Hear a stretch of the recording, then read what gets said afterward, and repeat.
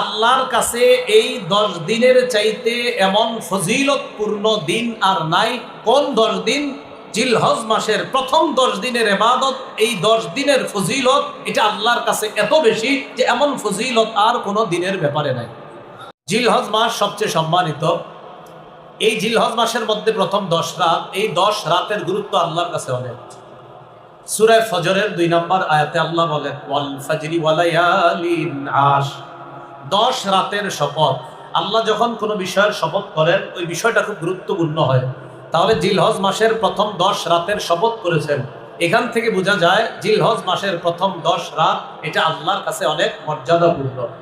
জিলহজ মাসের প্রথম 10 দিন ক্বালা রাসূলুল্লাহ সাল্লাল্লাহু আলাইহি ওয়াসাল্লাম আফজালুল আইয়াম আইয়ামুল আশ।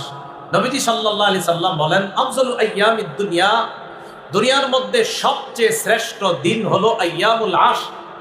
নবীজি সাল্লাল্লাহু আলাইহি সাল্লাম বলেন, সবচেয়ে সম্মানিত দিন জিলহজ মাসের প্রথম 10 দিন। জিলহজ মাসের প্রথম 10 দিন। তাহলে জিলহজ মাসের প্রথম 10 রাতেরও ফজিলত, আবার 10 দিনেরও ফজিলত।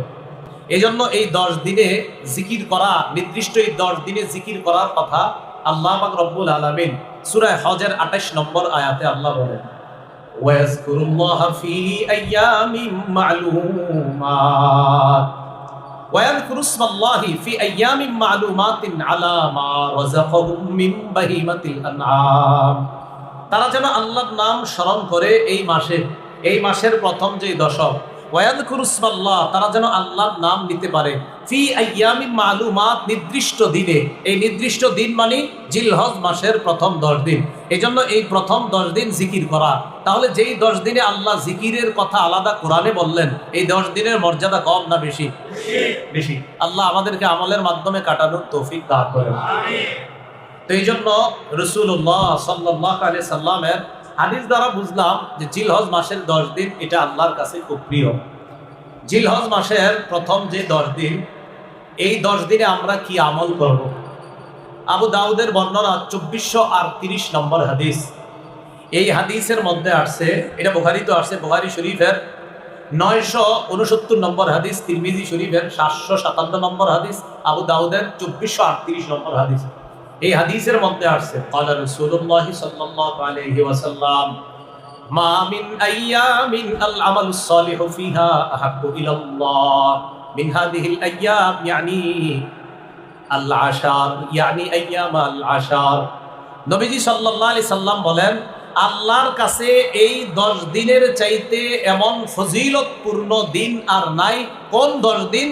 জিলহজ মাসের প্রথম 10 দিনের ইবাদত, এই 10 দিনের ফজিলত এটা আল্লাহর কাছে এত বেশি যে এমন ফজিলত আর কোনো দিনের ব্যাপারে নাই। কোন 10 দিন? প্রথম 10 দিন।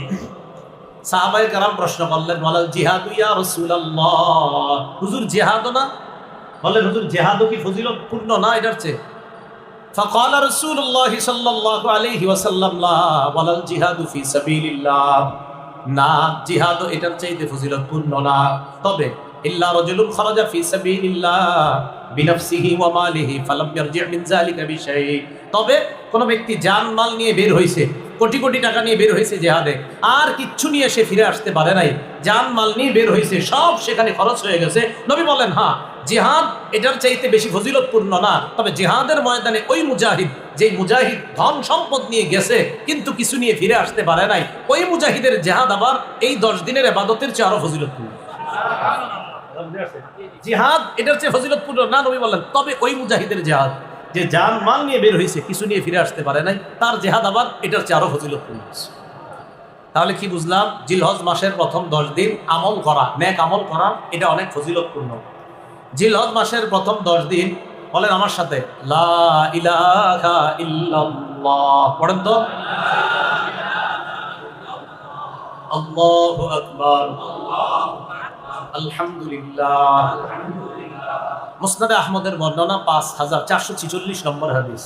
ক্বালা রাসূলুল্লাহ সাল্লাল্লাহু আলাইহি ওয়াসাল্লাম, আকসিরু ফীহিন্না মিনাত তাহলিলি ওয়াত তাকবীরি ওয়াত তাহমীদ।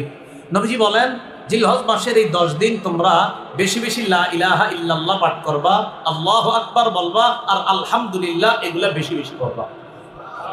জিলহজ মাসের প্রথম 10 দিন আমরা হাঁটতেছি, বসতেছি, লা ইলাহা ইল্লাল্লাহ পড়া, আল্লাহু আকবার পড়া, আলহামদুলিল্লাহ পড়া। আল্লাহ আমল করার তৌফিক দান করে।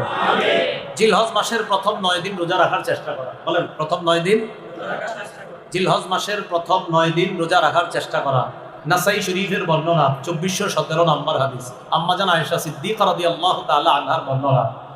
عن عائشة الصديقة رضي الله تعالى عنها قالت قال رسول الله صلى الله عليه وسلم كان رسول الله صلى الله عليه وسلم يصوم 9 من ذي الحجة।